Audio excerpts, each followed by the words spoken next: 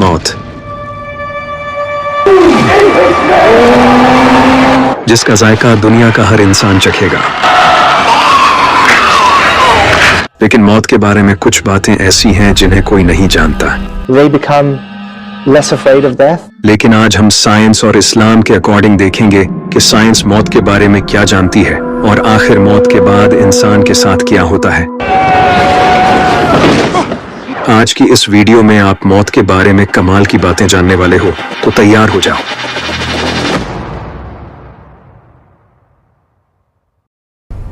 इंसान की मौत से कुछ दिन या हफ्ते पहले कुछ इंसानों की बॉडी में एनर्जी की प्रोडक्शन कम होना शुरू हो जाती है। बॉडी में लैक्टिक एसिड बढ़ने लगता है, जिसकी वजह से थकन, कमजोरी और उलझन होने लगती है। इंसान दिन में ज्यादा देर सोता है, बात करने और खाने में इसका इंटरेस्ट कम हो जाता है। ये कोई डिप्रेशन नहीं होता, बल्कि एक सेक्युलर एनर्जी कंजर्वेशन होता है। इसके बाद ब्रेन का हाइपोथैलेमस, जो भूख और प्यास को कंट्रोल करता है, वो फेल होना शुरू हो जाता है। इसी वजह से इंसान खाना और पीना कम कर देता है। मौत के 7 से 3 दिन पहले ब्रेन में डोपामीन, सेरोटोनिन और एंडोर्फिन्स जैसे केमिकल्स कुछ टाइम के लिए बढ़ जाते हैं, जिससे इंसान को मेंटल क्लैरिटी महसूस होने लगती है, ताकि इंसान अपने चाहने वालों को वसीयत कर सके और इनसे अलविदा कह सके। जैसे ही ऑक्सीजन कम होना शुरू होती है, इंसान को ब्राइट लाइट नजर आने लगती है और इसे कुछ आवाजें भी सुनाई देने लगती हैं, जो इसे सुकून देती हैं। ये सब हाइपोक्सिया और न्यूरोट्रांसमीटर इम्बैलेंस की वजह से होता है। जैसा कि फाइटर पायलट्स को ज्यादा जी फोर्स फेस करने की वजह से महसूस होता है,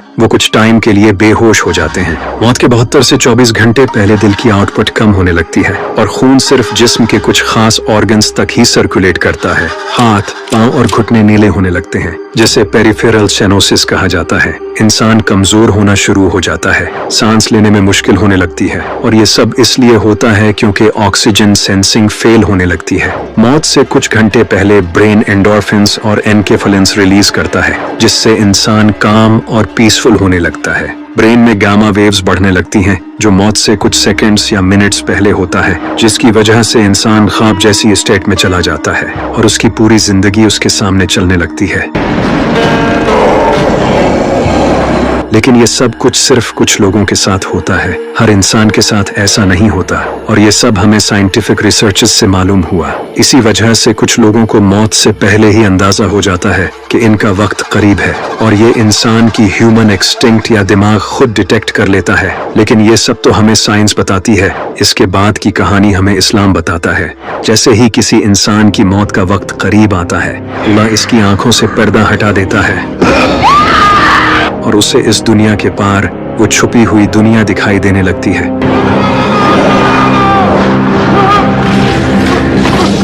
इसी वजह से कुछ लोग मरते वक्त ऊपर देखने लगते हैं और अचानक डर जाते हैं या फिर बिल्कुल खामोश हो जाते हैं, क्योंकि वो इंसान उस वक्त इस दुनिया में पूरी तरह मौजूद नहीं होता।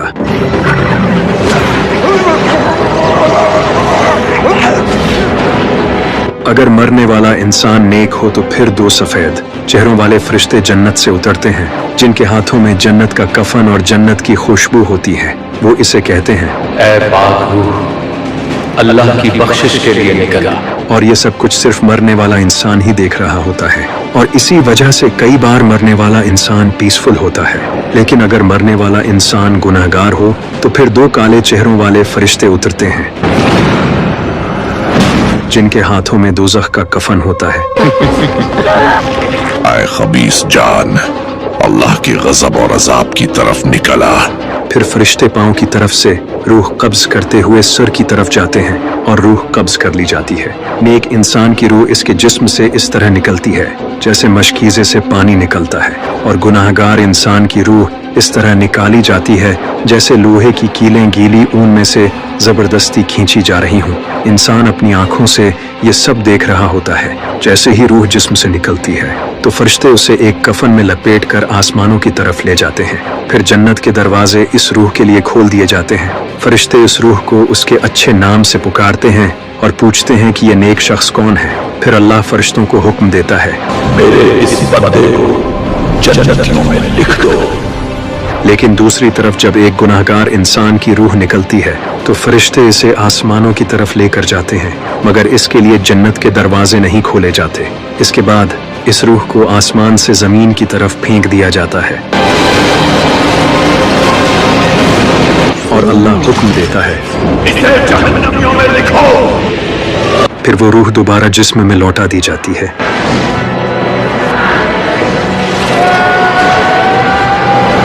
लेकिन वो न मूव कर सकती है और न ही बोल सकती है, सिर्फ सुन सकती है।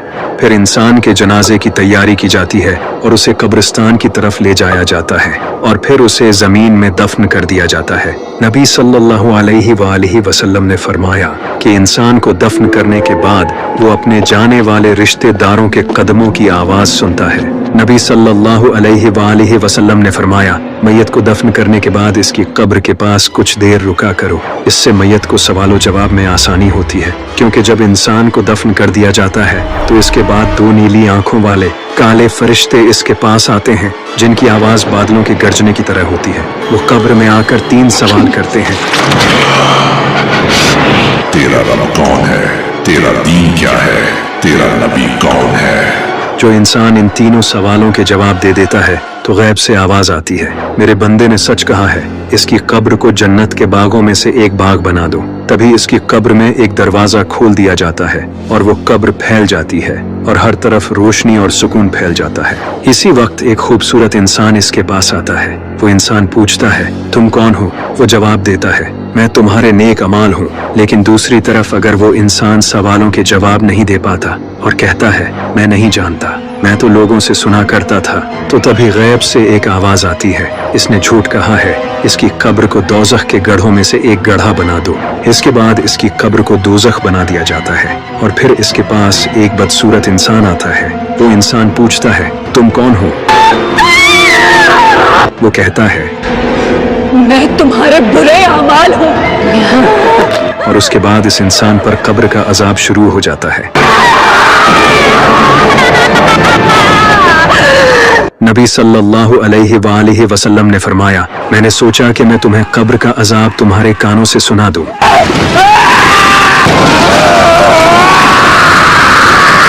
लेकिन मुझे डर है कि कहीं तुम अपने मुर्दे दफनाना ही छोड़ दो और हर कब्र जो तुम देखते हो या तो जन्नत के बागों में से एक बाग होती है या फिर दोज़ख के गढ़ों में से एक गड्ढा, और यही से बरज़ख की दुनिया शुरू होती है। वो दुनिया जिसे हम अपनी आंखों से नहीं देख सकते, जहां मरने के बाद रूहें रहती हैं।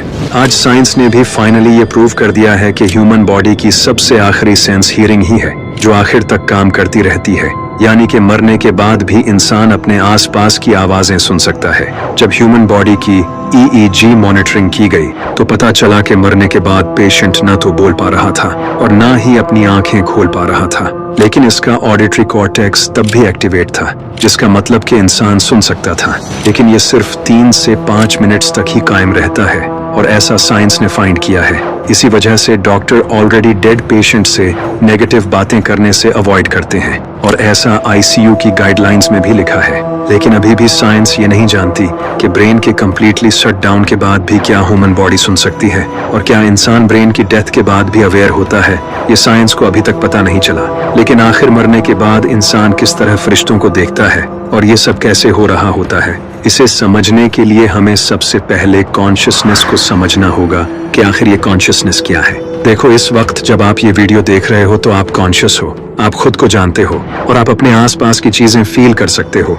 यानी कि सादा अल्फाज में कहा जाए तो आप इस वक्त होश में हो। इसे ही कॉन्शियस होना कहते हैं। जब हम सोते हैं तो तब हम अनकॉन्शियस हो जाते हैं और जागने पर वो कॉन्शियसनेस हम में दोबारा वापस आ जाती है। जैसा कि अल्लाह ने कुरान में फरमाया, जब हम सोते हैं तो अल्लाह हमारी रूह कब्ज कर लेता है और जैसे ही हम उठते हैं वो रूह हम में वापस आ जाती है। इसका मतलब सोते वक्त हमारी कॉन्शियसनेस कहीं चली जाती है और यहीं से चीजें इंटरेस्टिंग होती हैं। NYU ने हाल ही में एक स्टडी की थी जिससे ये पता चला कि ह्यूमन कॉन्शियसनेस इंसान के मरने के बाद भी कई घंटों तक एग्जिस्ट कर सकती है। But it sounds like maybe consciousness is able to continue, and by that I don't mean that they're awake, but that entity that makes us who we are, makes Sam who he is, makes Rina who she is, the self, the mind, seems to continue and doesn't become annihilated after a person यानी कि मरने के बाद भी इंसान होश में होता है, यानी कि इसके ब्रेन में वो कॉन्शियसनेस एग्जिस्ट करती है और वहीं शायद से इसे फरिश्ते मिलते हैं और सवाल जवाब किए जाते हैं। जैसा कि नबी सल्लल्लाहु अलैहि वसल्लम ने फरमाया था कि मैयत अपने रिश्तेदारों के कदमों की आवाज सुनती है। इसका मतलब ये है कि वो इंसान अवेयर होता है, लेकिन इसकी बॉडी काम नहीं करती। वो ना तो बोल सकता है और ना ही हिल सकता है। अब एक दिन हजरत उमर रजी अल्लाह तआला अन्हु ने नबी सल्लल्लाहु अलैहि वसल्लम से पूछा कि जब मुझसे कब्र में सवाल किए जाएंगे तो क्या मैं अपने होश में हूँगा? तो नबी सल्लल्लाहु अलैहि वसल्लम ने फरमाया, हाँ, जैसे तुम इस वक्त अपने होश में हो। यानी कि उस वक्त इंसान फुली कॉन्शियस होता है और जो कब्र का अजाब है वो भी इसी इंसान के अंदर ही हो रहा होता है। बाहर से देखने पर तो कोई भी ये बता नहीं सकता। और जहां तक बात रही जिस्म पर अजाब होने की, तो ये भी हम नहीं देख सकते क्योंकि फिरौन की बॉडी आज भी म्यूजियम में मौजूद है, लेकिन इसकी बॉडी पर तो किसी किस्म का अजाब नहीं हो रहा, यानी कि वो अजाब इसकी रूह पर हो रहा होता है।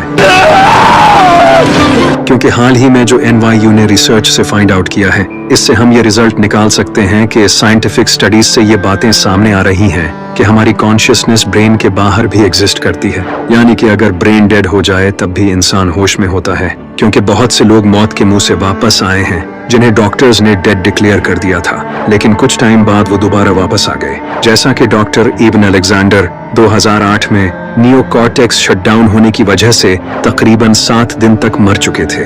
इन्हें मेडिकली मौत के बिल्कुल करीब डिक्लेयर कर दिया गया था, लेकिन 7 दिन बाद उन्हें होश आ गया और उन्होंने बाद में जो रिवील किया वो और भी ज्यादा शॉकिंग है। इसने बताया कि वो बिल्कुल क्लियरली सोच पा रहा था और इसकी यादाश्त भी बिल्कुल सही थी। और ऐसा कोई एक केस नहीं है, बल्कि कई केसेस हैं जहां लोगों ने ये सब रिपोर्ट किया है। कुछ लोगों ने बताया कि वो अपने आसपास लोगों की बातें सुन पा रहे थे, और कुछ लोगों ने कहा कि उन्हें लाइट दिखाई दी, और कुछ ने तो यहाँ तक कहा कि उन्होंने ऐसा कुछ देखा जो पहले कभी नहीं देखा गया। ऐसे कई केसेस हैं, यानी कि मरने के बाद इंसान की रूह कहीं चली जाती है, जिसे हम बरज़ख कहते हैं, जो कि एक अलग दुनिया है जहाँ रूहें रहती हैं। इसका जिक्र कुरान में भी है।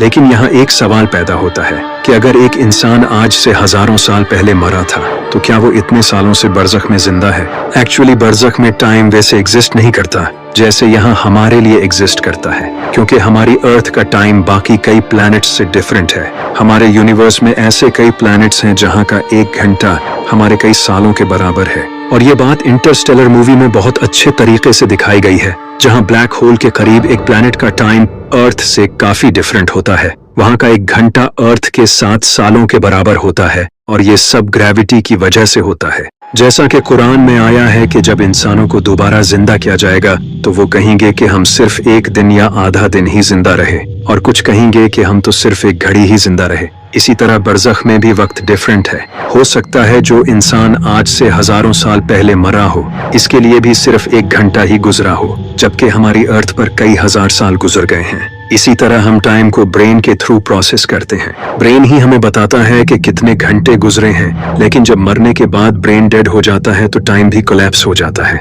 जिस तरह कोमा के मरीज कई साल तक कोमा में रहने के बाद जब होश में आते हैं तो वो यही कहते हैं कि इन्हें वक्त का बिल्कुल भी अंदाजा नहीं हुआ। इसी तरह हमें ख्वाबों में कई सालों के मंजर चंद सेकंड्स में कंप्रेस होकर दिखाई देते हैं, क्योंकि हदीस में आया है कि जब एक नेक इंसान की कब्र को जन्नत के बागों में से एक बाग बना दिया जाता है तो इसके बाद इसे एक गहरी नींद में डाल दिया जाता है, बिल्कुल कोमा की तरह, और इसी वजह से इसे टाइम का एहसास नहीं होता।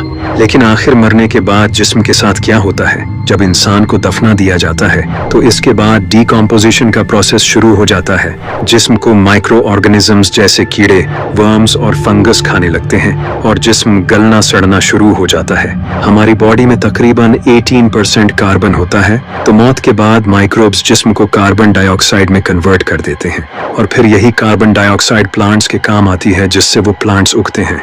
इसी वजह से कब्रिस्तान में प्लांट्स काफी जल्दी बढ़ते हैं। इसका रीजन यही होता है। उन्हीं प्लांट्स को फिर जानवर खा लेते हैं, और वो जिस्म जो एक टाइम पर इस दुनिया में चलता फिरता था, जिसे अपने आप पर गुरूर था, वो इसी जमीन में ही खो जाता है और इसका कोई निशान तक बाकी नहीं रहता। और ये तकरीबन हर इंसान के साथ होता है, सिवाय नबियों के या फिर अल्लाह के कुछ खास वलियों के।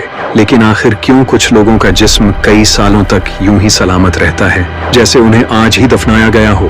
असल में ये अल्लाह की तरफ से होता है, लेकिन साइंस के पास भी इसके कुछ रीजंस हैं। आमतौर पर कोई भी जिस्म 4 रीजंस की वजह से गलता है। Number 1, oxygen. अगर कब्र में ऑक्सीजन की कमी हो तो बैक्टीरिया भी वहां जिंदा नहीं रह सकते जो जिस्म को खाते हैं। अगर कब्र अच्छी तरह बंद हो और वहां ऑक्सीजन न हो तो ये भी एक वजह हो सकती है। नंबर 2, अगर कोई जिस्म किसी बहुत ठंडी जगह दफन हो तो वो भी नहीं गलता।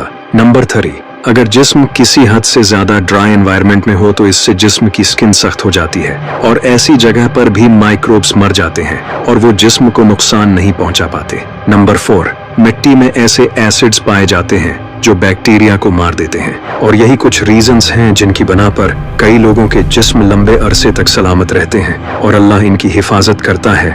लेकिन जिस्म का मौत के बाद सलामत रहना जरूरी नहीं कि कोई अच्छी बात हो, क्योंकि अगर ऐसा होता तो हमारे इमाम हुसैन अलैहिस्सलाम के जिस्म की भी अल्लाह हिफाजत करता। उनके जिस्मों पर घोड़े न दौड़ाए जाते, उनके सर की बेहुरमती न की जाती और उनके भाइयों और बेटों के जिस्म भी सही सलामत होते। नबी सल्लल्लाहु अलैहि वसल्लम ने तो फरमाया, अल्लाह मौत की तकलीफ के जरिए इंसान के गुनाह माफ कर देता है, यानी एक दर्दनाक मौत ही मुसलमान के लिए बेहतर होती है। जैसे मेरे मौला इमाम अली अलैहिस्सलाम की मौत उनके सिर पर तलवार लगने की वजह से हुई, ऐसी तलवार जो जहर से भरी हुई थी।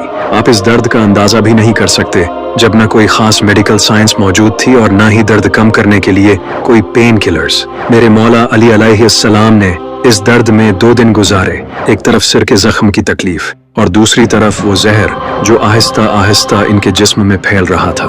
सोचो मेरे अली ने कितनी तकलीफ बर्दाश्त की होगी, उन्होंने वो दिन कैसे काटे होंगे। इसी तरह इमाम अली अलैहिस्सलाम के बेटे इमाम हसन अलैहिस्सलाम की मौत जहर की वजह से हुई।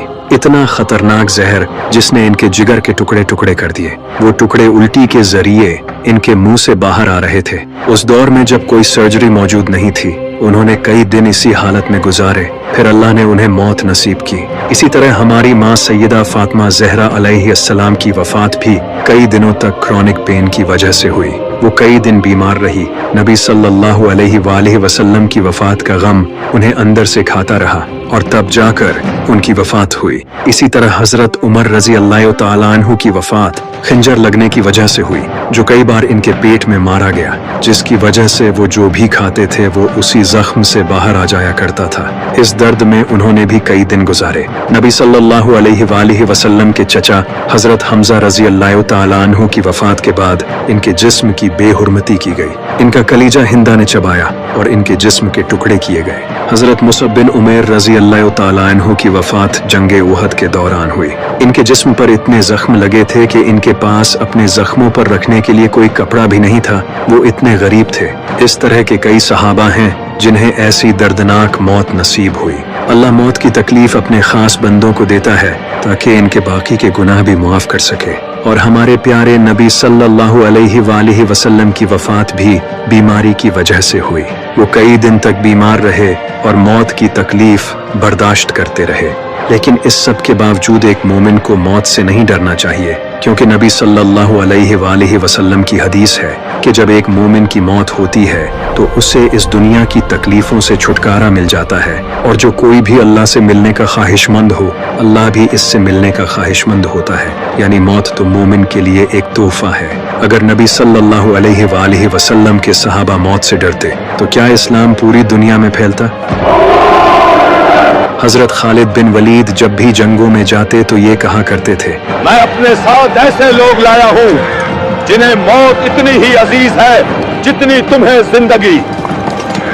इसी तरह जंगे वहद के दौरान कई सहाबा मौत के डर से जंग छोड़कर भाग गए थे, जिसके बाद अल्लाह ने कुरान में इनसे फरमाया कि अगर तुम्हारी मौत इस मैदान में लिखी होती तो तुम खुद चलकर इस मैदान की तरफ आ जाते। इसी वजह से सहाबा इतने बहादुर थे क्योंकि वो मौत से नहीं डरते थे और तभी वो पूरी दुनिया को फतह कर पाए। नबी सल्लल्लाहु अलैहि वसल्लम ने इन्हीं सहाबा से फरमाया था कि एक दिन ऐसा आएगा जब कौमें एक दूसरे को तुम्हें तबाह करने के लिए ऐसे बुलाएंगी जैसे एक दूसरे को दावत पर। तो एक सहाबी ने कहा, क्या हम उस वक्त तादाद में कम होंगे?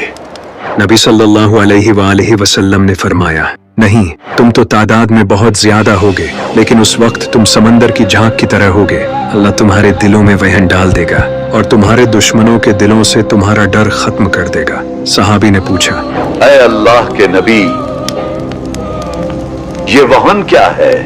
नबी सल्लल्लाहु अलैहि वसल्लम ने फरमाया, दुनिया की मोहब्बत और मौत का खौफ। यानी मौत का खौफ एक फितना है। एक मुसलमान को मौत से नहीं बल्कि मौत के बाद अल्लाह के सामने जवाब देने से डरना चाहिए कि आया वो इस काबिल भी है या नहीं। इसी वजह से मेरे मौला अली अलैहिस्सलाम ने फरमाया, तुम इसलिए मौत से डरते हो क्योंकि तुमने अपनी दुनिया बनाने के लिए आखिरत बर्बाद कर दी है, तो फिर भला तुम क्यों इस खुशहाल जिंदगी को छोड़कर बर्बादी की तरफ जाओगे? तो मौत का डर एक मोमिन के दिल में तो कभी नहीं होना चाहिए। नबी सल्लल्लाहु अलैहि वसल्लम ने फरमाया, मौत से पहले अपने रब के बारे में अच्छा गुमान रखो। एक दिन इमाम अली अलैहिस्सलाम मौत पर एक खुतबा दे रहे थे। आप लोगों को मौत के बाद होने वाले वाकयात बता रहे थे कि आखिर इंसान बरज़ख में कैसे जाता है और क्या क्या होता है। तभी एक इंसान खड़ा हुआ और इसने कहा, आप हमें ये सब इस तरह सुना रहे हैं जैसे आप मरकर ये सब अपनी आंखों से देख चुके हैं। तो इमाम अली अलैहिस्सलाम ने फरमाया, अगर मैं मरकर ये सब अपनी आंखों से देख भी लूं, तब भी मुझे अपने ऊपर इतना यकीन नहीं होगा जितना यकीन मुझे अपने नबी की बात पर है।